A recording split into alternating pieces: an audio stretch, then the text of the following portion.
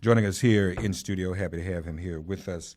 He is the executive director of Guns Down America, our friend for many years, Igor Volsky. How are you, buddy? I'm good, Mark. And for many years, we started talking back when I only thought and wrote about healthcare. That's right. Which was like 6-7 years ago. That's right. That's right. And so, let me start there. That was quite a decision to make, to leave your career as a writer and journalist to take on something like this. And this ain't easy.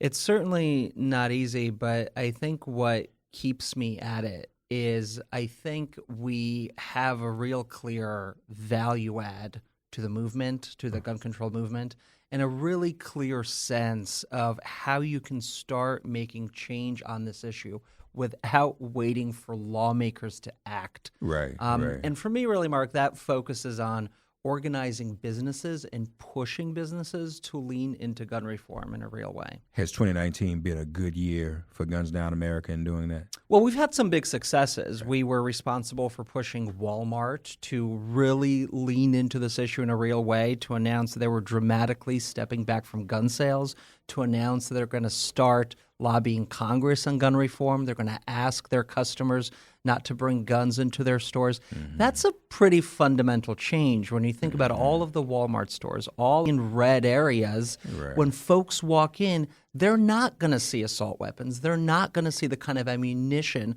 that goes into assault weapons. And that, I think, is how you begin to really change the culture around guns and how we as Americans view firearms. I noticed, too, Dick's Sporting Goods made a big decision this year, too. Yes. That was major. That was major, and they posted high profits just a couple of weeks ago, the highest they've seen, which I think to me, hey, particularly in the era of Trump, where everybody has to pick a side, consumers reward companies that reflect their values. Mm-hmm. They reward companies that fight for them.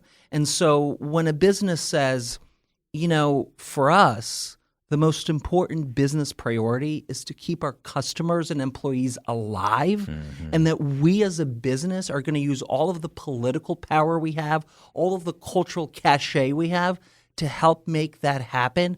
That, I think, particularly at a time when, everybody supports gun reform out there, that's the kind of decision, that's the kind of message I think that's resonating with consumers. When we say everybody supports it, we literally mean almost everybody. Including Republicans. Including gun owners who say that they not only want to see expanded background checks, but they want to go even further. The third of gun ownership, they want gun licensing. If you need a license to drive a car, you should have a license to own a gun. Right.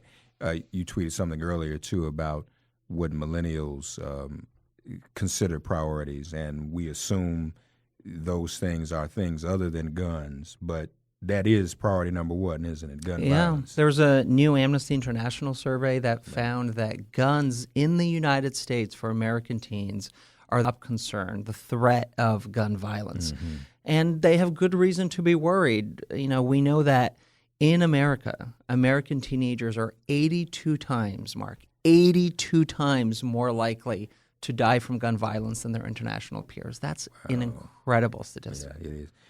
Of course, I was at March for Our Lives, and that was important because that was the first time you saw African-American youngsters and white youngsters together around guns. Yeah.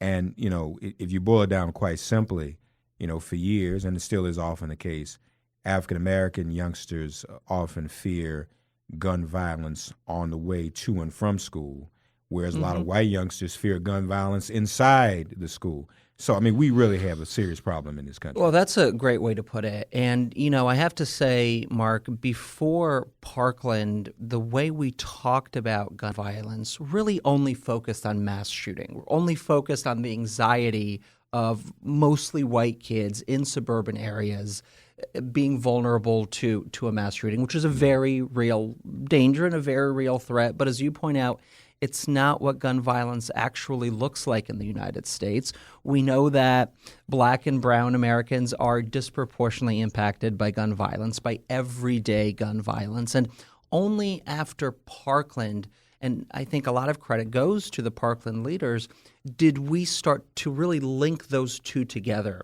The everyday gun violence, the mass shootings, and I think police violence can be added to this as well. And we need to think about all of that as a consequence of America's toxic gun culture, a culture that says that to be a real man, you need a gun. And that, I think, is partly responsible for why we see the police shootings we see. You obviously add a layer of racism to it, and it takes on a whole other dimension. But, the UPS shooting that happened just a couple of days ago is a perfect example where police were responding to an incident where people were armed, so that already shapes their response. When you have more guns than people in America, police respond in a more violent way, obviously. But also when they're not immune from these notions of what masculinity is, of what true power is. They need a gun to really operationalize that, and it happened, of course. The UPS shooting, you're here the day. Now, folks, by the time this airs, there will probably be, unfortunately, I have to say, another shooting. So this will still be timeless, but you're here the day after what happened in Jersey City. It's a good thing in a strange way that now all of the gun violence is looked at not so disparately anymore. Because, there was a time when it was categorized. It was certain kind of gun violence over here, certain kind over there, just like with black and white kids. There's street gang-related violence, that's kind of over there. Violence, mass shooting in the school, that's kind of over there. Police, that's something, a different category. And what people are suspecting in Jersey City, a hate crime, that's in its own category. But I think people finally are now beginning to say, wait a minute, we don't need to separate out all these things. Gun violence is gun violence, right? Yeah. And I got to say, Mark, I was born in the Soviet Union, in Ukraine, in Kiev. We fled the Soviet Union because of anti-Semitism, because there was such limited opportunity for Jewish people. I remember I was 5 or 6 years old, and I was at my father's house. He had a stand-up piano. And I would come in and I would bang on that piano. And one day the piano fell over on me, and I had to go to the hospital. And I was at a ward with kids my age, 4, 5, 6 at the time. And back then, my last name wasn't Volsky. My last name was Katzman. Igor Katzman. It's a very Jewish last name, and the kids at that ward in the Soviet Union knew that. And at age 4, 5, 6, they began making fun of me for being Jewish. It was my first experience with anti-Semitism. I came home, told my mom about it. She looked at me and she said, well, you don't look particularly Jewish. Maybe if we change your last name, things would be easier for you. And at the time, there was an earthquake in the country of Georgia. And the man who was running the recovery effort and hopefully doing a wonderful job, his last name was Volsky. And so we became the Volskys. And so that's how I became Igor Volsky. But I never imagined, Mark, and certainly my family never imagined, when we for a better life, that we would hear from the President of the United States and from the Republican Party, who turns the other way, the kind of anti-Semitic tropes that just a couple of days ago, when he said that all Jews are just money grabbers with dual loyalty. And then 2 days ago, you saw this shooting in Jersey City by someone who may have been motivated by anti-Semitic beliefs. So scary, frankly. It really is scary as a Jewish person, as a gay person, to be living at a time when hate crimes are on the rise, but you combine that with easy access to firearms. Hate plus easy access to firearms equals the kinds of tragedies we face. Yeah, well, perhaps we shouldn't say too loudly, lest Trump hear that you all as Jews, like Lieutenant Colonel Vindman, he held a special disdain for him. Ironically, folks, or if not coincidentally. But you're right. He carries out all those anti-Semitic tropes. Once he gave a speech about Jews, the next day I had the chairman of the Democratic Party on, and I asked him, I said, clearly in fun, one what he says, there's nothing but disloyal Jews in the Democratic Party. I mean, he says these things. And, I was pointing out to people, I was on TV one night, and I just found it necessary to point some of his anti-Semitism out. And a lot of people didn't know.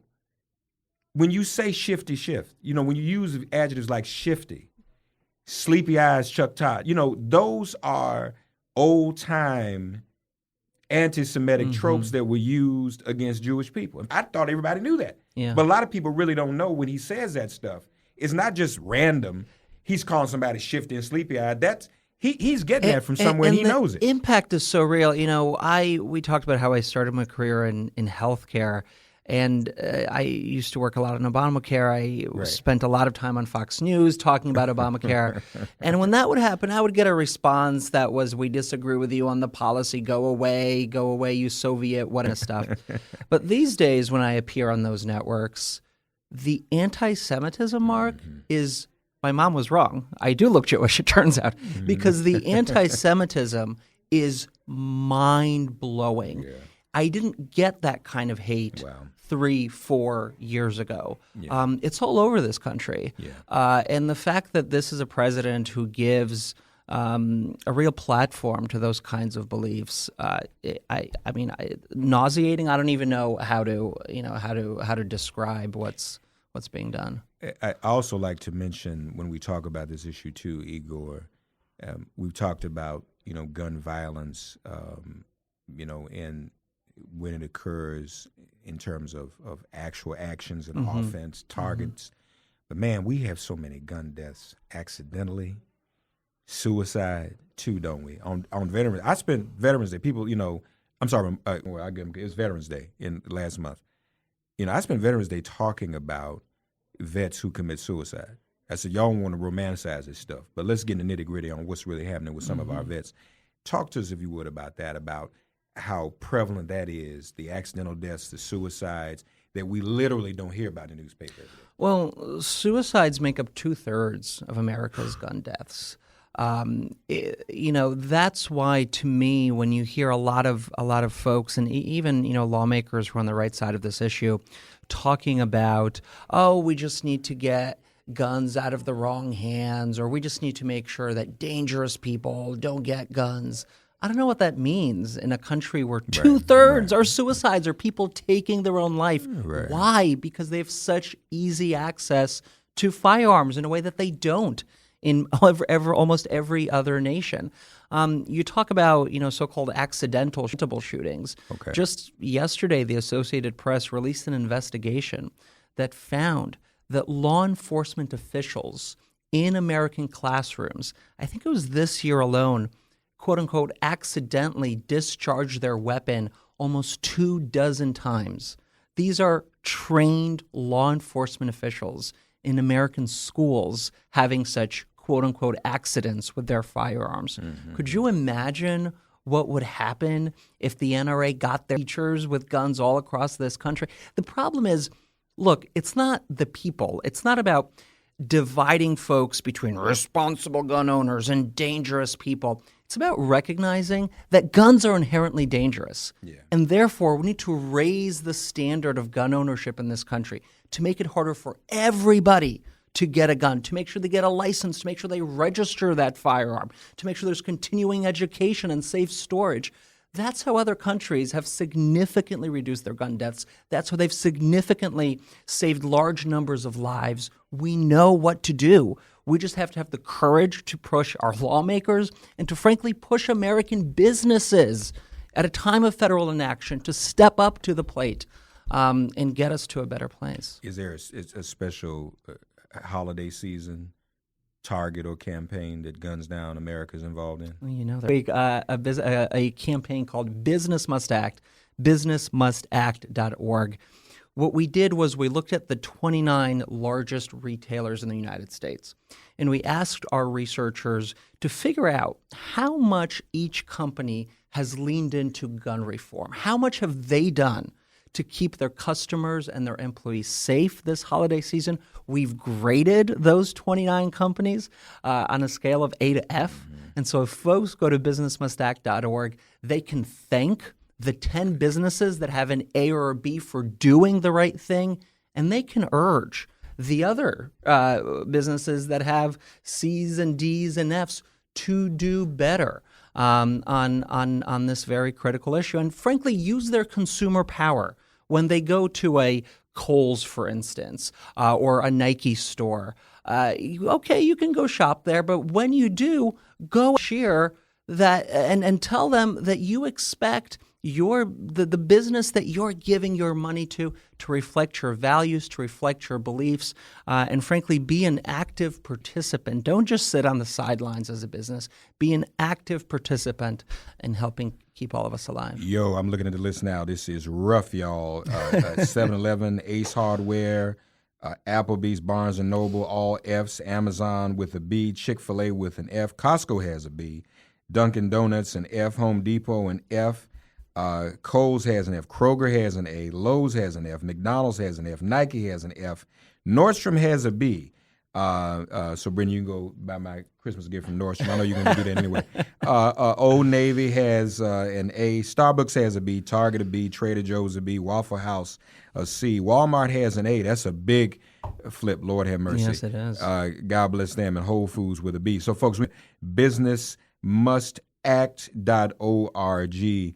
Very, very important. And now that we know that our good friend Igor Volsky is in and out of New York more often than we realize, we're going to have you back in studio more often, because this has to be priority number one. Yeah. We have got to cut this out. Folks, we invite you to go to businessmustact.org. Also, the website for Guns Down America. GunsDownAmerica.org. GunsDownAmerica.org. Appreciate the work that you're doing.